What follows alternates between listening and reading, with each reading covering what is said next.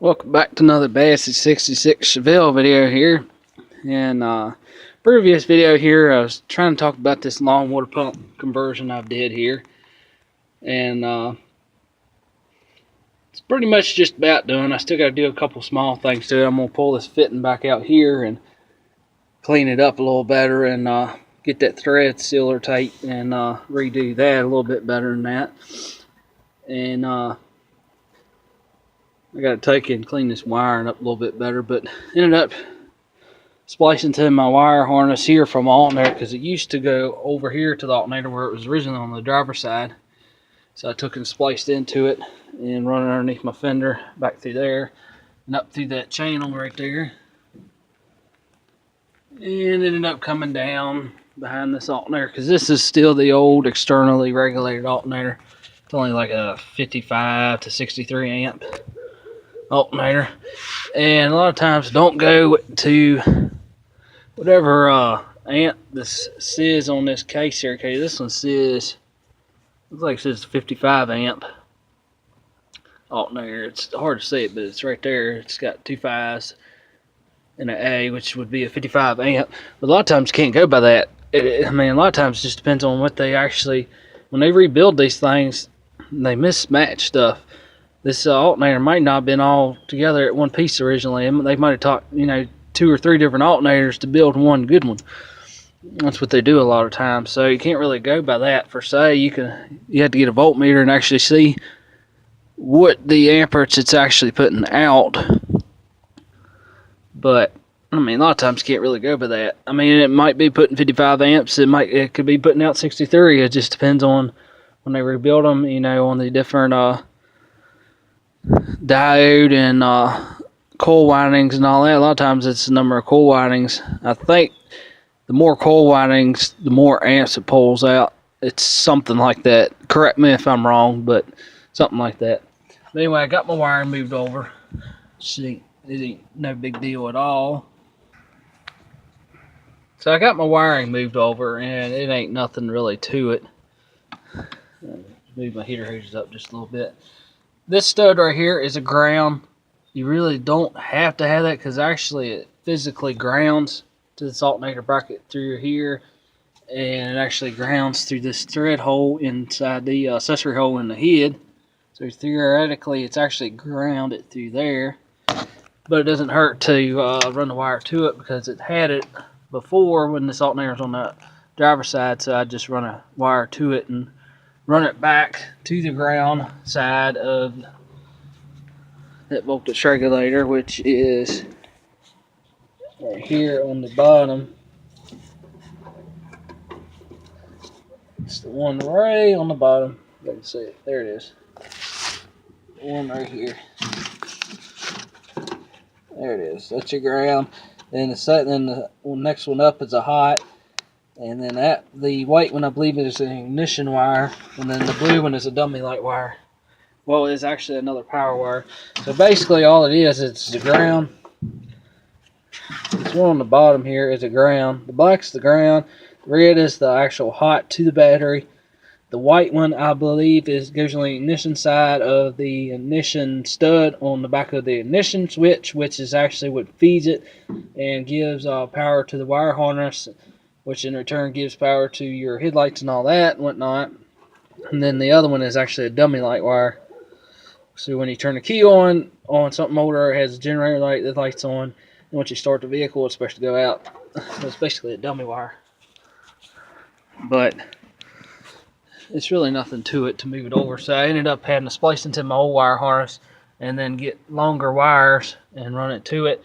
I run 10 gauge to it. That way it's heavy duty enough and then you don't really have to worry about it for now. And believe me, this is all temporary. This is not staying like this. This is all temporary because this alternator is going to get upgraded. This system is, I mean, it's not a bad, system at the time, but it's going to get upgraded to an internal alternator and probably a whole lot higher amp. Probably go to maybe 80 amp or 100 amp. I'll probably just go to 80 because I don't really plan on adding on a whole lot of accessories. The only thing I might even add on to this truck is maybe a radio. But other than that, that's pretty much about it. But anyway, it'll bolt right up. The old externally regulated alternator, and just move it over, it'll bolt right up. Ain't no issues with that. I just extended my wires and run 10 gauge that way. It's good and heavy duty. It's something you don't want to play around with on these alternators, especially this power wire back here. This is your power wire that goes to the battery. It's something you don't play around with, so you always want to run a 10 gauge to that regardless. Sometimes you might even, like if it's a 1-wire alternator, you might want to run like a 6 gauge. That because especially if it's higher amp, because you don't want to play around with that. You don't need no fire hazards or nothing. But you know, this is all temporary. It's not staying like this. I just right now at the time, I could technically swap this out to an internal regulated alternator if I wanted to, but I don't plan on. I really don't want to pull the alternator off my Chevelle because that one's already got the internal alternator on it. And I was actually going to take that one off the car and put on this truck and actually order a higher amp alternator for the Chevelle. But I'm not going to do that because I don't want to mess with it. It runs too good and I don't want to disturb it. And either way, I'll probably get one for this anyway. But the one I'm looking at, I'm thinking about going to an 80 amp alternator because I don't really need nothing special. I might go to 100 at the most, but I mean, I really don't plan on doing nothing crazy with it. The only thing I might even really add on to this truck is probably a radio. And as far as the speakers go, if I ended up going that route and putting the radio in it, I want to make sure and hide them. I'm not going to do nothing crazy. I'll probably just get an aftermarket speaker and just put it back where the original used to go. Put one there, and that'll probably be about it. And maybe one behind the seat or something, but I'll hide them. But I mean, other than that, I mean, you can see it's just an old school truck. I mean, I really don't plan on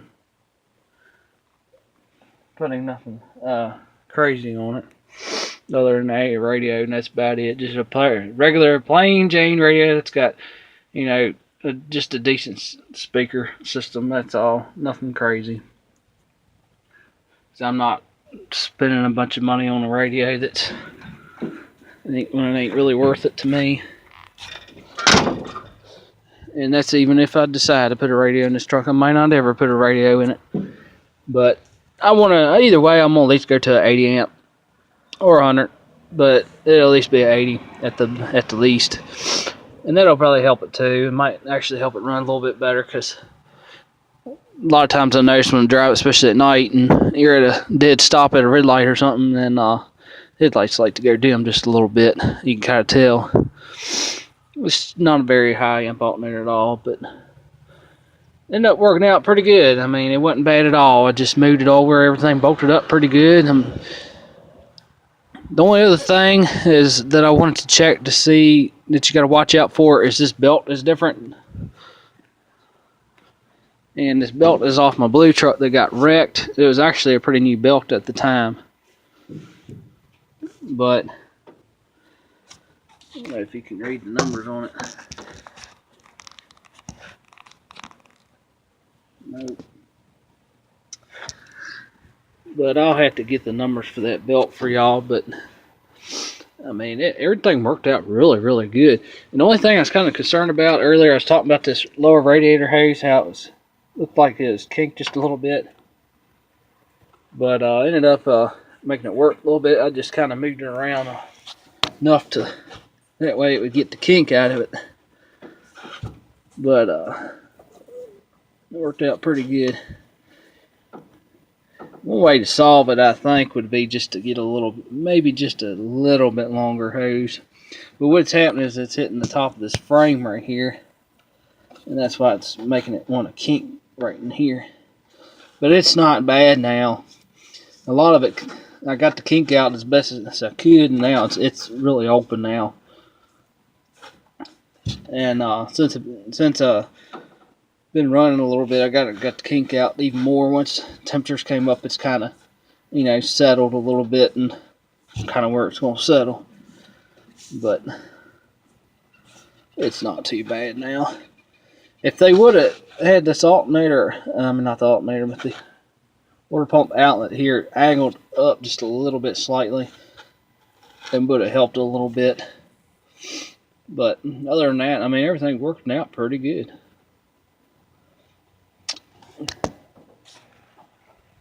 But now I ended up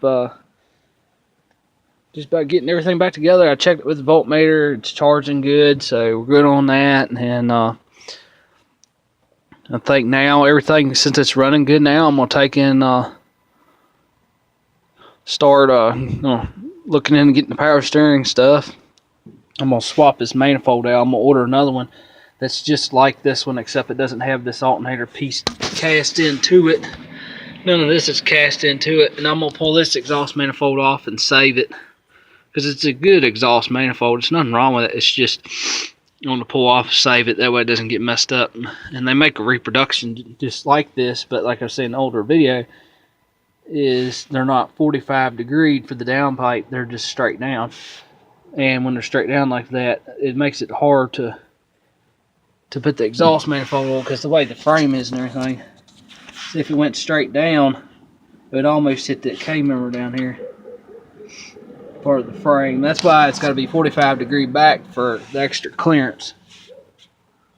But anyway, ended up finally replacing this hub on this side. I got on eBay and got a good used driver side hub for this truck, because the original one, the race had spun inside the hub and basically ruined the bore.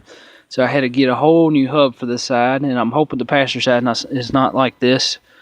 But ended up, I had to get a new hub for it, new races and bearings and all that good stuff.